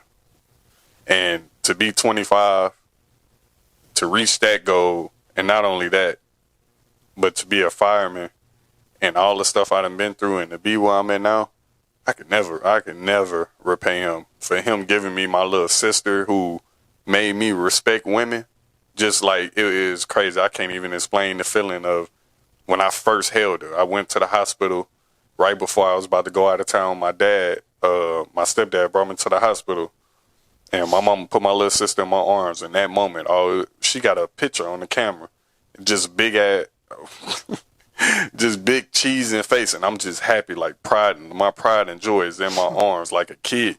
And I'm like, just for all of those moments you gave me, and even the moment you give me now, where life feel like a dream. Like, I feel like I'm really supposed to be waking up right now, and I'm still trying to get in the academy. But I wake up every day and I'm going to work. I'm a fireman. Man, I could never in life repay him for that. Or even the biggest thing I'm thankful for, man, people like you, my friends, and don't get me, my family, of course, but y'all really are my family. Like, you have your blood family, and then you have your family. Mm-hmm. And he blessed me with, some people who didn't have me on the right path, and he also blessed me with some people who had, always wanted the best for me. And just for him blessing me with people like that, man, I can never repay him. And I got the talent of being a producer. It's people that can't sit down and do, you done seen me 30 minutes, have something crazy. And you'll be like, bro, you just made this in 30 minutes. It's people, it might take them a whole month just to make one beat like what I made in 30 minutes. And it's like, just for you to put all them blessings in me, when at one point I ain't even see nothing special about myself. I don't understand why you did it.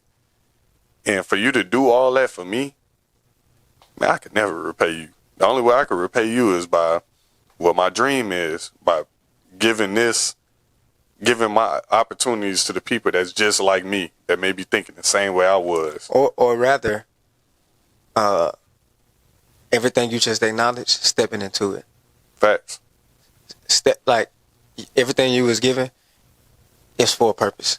Facts. Step into it. And man, when I tell you, like, I know I'm so anxious just to see what that purpose is, but anxious in a good way. Like, yeah, man, I can't wait till I finally get to that point. I'll be like, man, so this is what all that was for, man? Yeah, stir up a fire inside of you. Yeah, it got me, like, that's why I'm so, man, with the fire department, with everything I've been doing lately, I'm just so hyped. I'm like, yeah, like, even at the fire department, like I told you, now I'm known for being the first person to be at the truck, man, because I'm hyped. I'm trying to, man, God, what you trying to bless me with? Do I got to go save somebody? I save this person's life. They may see me later on down the line, be like, you the dude that saved my life. Like, you got me. Never know. Yeah, you never know. And it's just, that anxiety, oh my bad, that anxiety of not knowing what's coming next, but knowing that God gonna keep blessing you because you walking in His path, man, that got me excited for life every day. Every day I wake up, I'm happy. And this bad boy right here, Yeah, be in that. facts, These pages right here, facts, it's a lot in there. a lot. Like I was telling him earlier, and my mama, I'm gonna have to send her this when you post it, but I was acting up in high school, and I got grounded whole year. My mama made me read nothing but the book of Proverbs that whole year I was grounded. So I probably done read Proverbs over 100 times, to the point where like I don't remember it by heart no more like I used to.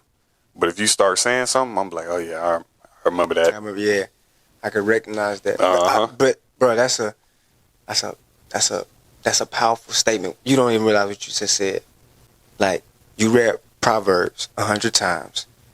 That you worded it as in, like, if somebody start quoting something from it, you recognize it. Oh yeah. Think about how that plays out when somebody tries to tell you the opposite. Mm-hmm. Now, I recognize what Proverbs say, what the Word of God says about this situation. Yep. And so just take that into a bigger picture of, like, if we do just His Word that way, anytime, whether somebody is speaking from the Word or against you in the Word, you've been in it so much, you've allowed God to reveal to you so much that, nah, fam, I recognize what this Word says about who we are and who I am, and I found my identity in Him. Facts. It's recognition, because I read it, what you said, 100 times. Yeah. And I'm gonna read it 100 more, and 100 more, and 100 more. Like, it's a never-ending thing. But yeah, bro, that was my bad. I ain't, Nah, you good. That was crazy that you just said that. But yeah, man. I mean, this.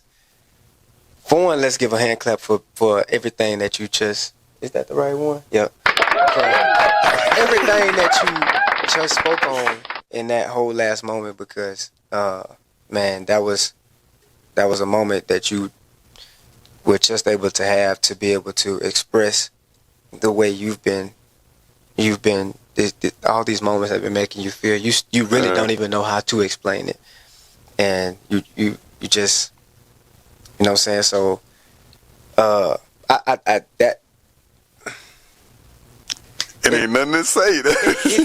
Well, there's so it's a lot to say, but it's no way to put it in words. We gotta have a part 2. We gotta have a second episode. So Facts. I do. So all right, we'll do it like this. This will be a great point to probably go ahead and start wrapping it up, because there's things we ain't even touch. Oh yeah, stuff that we talked about earlier. I was like, nah, we ain't even touch yet. And what's crazy, we on a whole nother spectrum. Yeah, we ain't even talking about none of the same stuff that we was like, no, we gotta save it.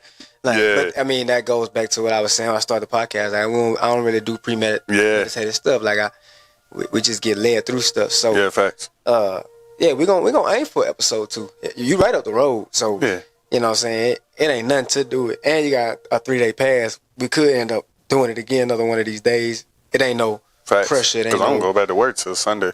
Yeah, it ain't no pressure. It ain't no we must do it. Yeah. It just, yeah, man, we're going to come back with a second episode, because there's more that me and you definitely could talk about. The same way, I felt about me and Brandy and her episodes. There's thousands of episodes me and Brandy could do. Yeah. Like, you've been there through majority of so facts. You know that there's thousands of episodes me and her could do, just from then to now, and so, but yeah, man, you got any last thing you like to throw out there?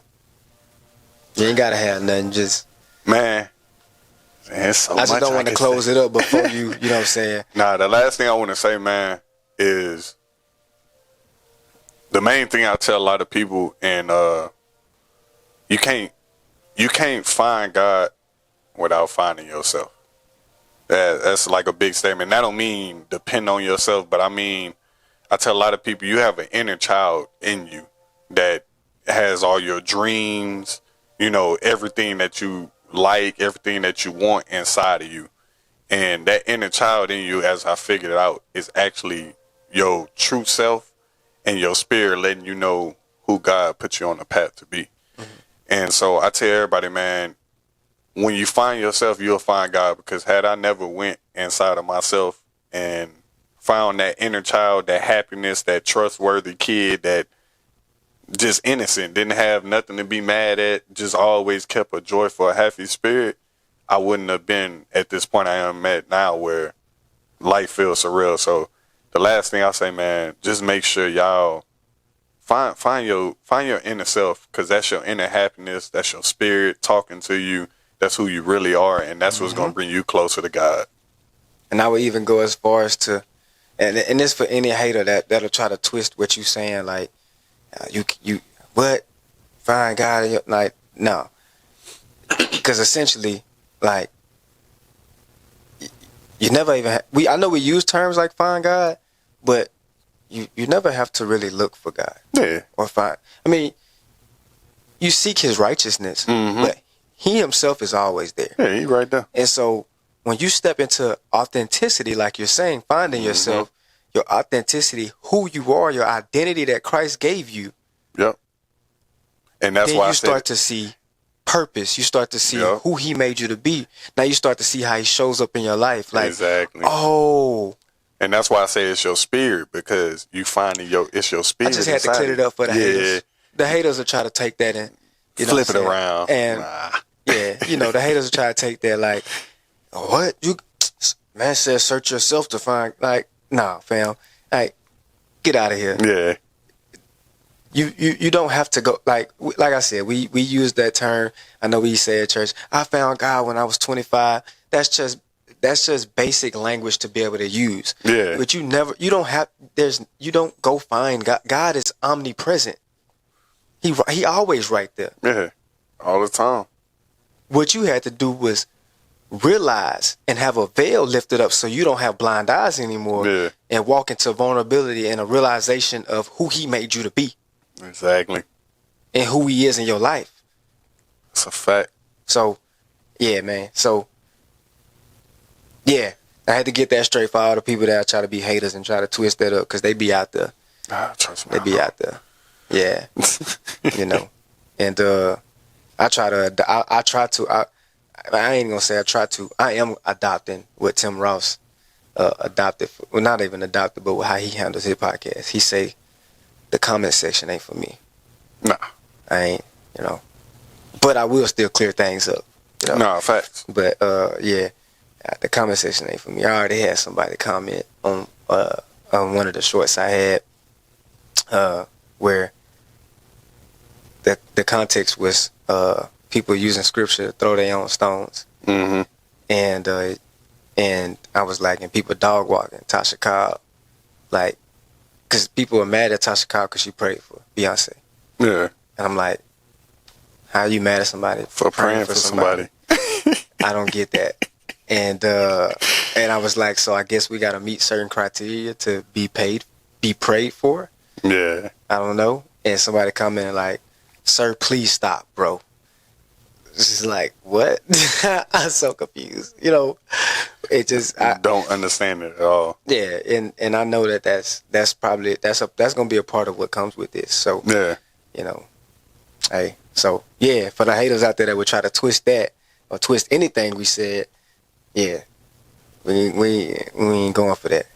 Just remember, we both said God had His hands on us the whole time we was going through what we going through. Yeah. So even if you try to twist it, you're not going to be able to, because the whole time we stated God had His hands on us and the prayers was guarding us. And I don't even know why I'm addressing that. Nah, you good. Some people need it. They need to hear that. Yeah. Gotta be said, yo. Like, fam, no, you're wrong. But all right, y'all, man, I appreciate y'all for tuning in to episode. This is episode 5 of Kingdom Talk. Appreciate all support in any form or fashion, man. And we will be back with more episodes. I really don't even know how many episodes I'm gonna do in this season 1.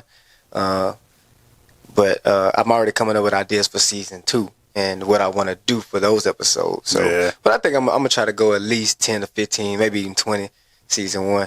But yeah, I appreciate y'all for tuning in, man. I appreciate you for sitting in on the podcast because, for sure. like I told you earlier, you know, sometimes people they may see the podcast as like, oh, this super Christian space, and Yeah. it's like, And I want y'all to know, like he said, this wasn't planned. We was just sitting here talking. yeah. And this is a whole nother conversation. And man, I'm not uncomfortable. I don't feel like I have to be anything different. Like I said, I know I cuss too much. So the only thing I challenged myself with was not cussing. I only slipped up like 2-3 times. So I'm proud of myself.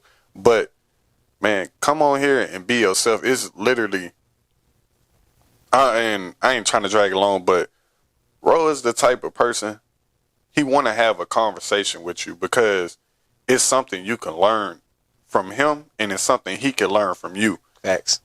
So he want to have that conversation with you so that way he can go to his Bible and figure out and ask for you. Or even if it's not the Bible, man, it may be something he personally went through. He can explain. Or they personally went through. Yeah, and he can explain it to you how he got out of that, not only mentally, physically, emotionally, but spiritually. And it may be something you could take from it. You ain't got to come on here and you ain't got to be a super Christian. Yeah, bro, yeah, we this ain't. It's I told you, it's just to build a community of people to hold each other accountable of what it looks like to be a kingdom ambassador, a kingdom citizen.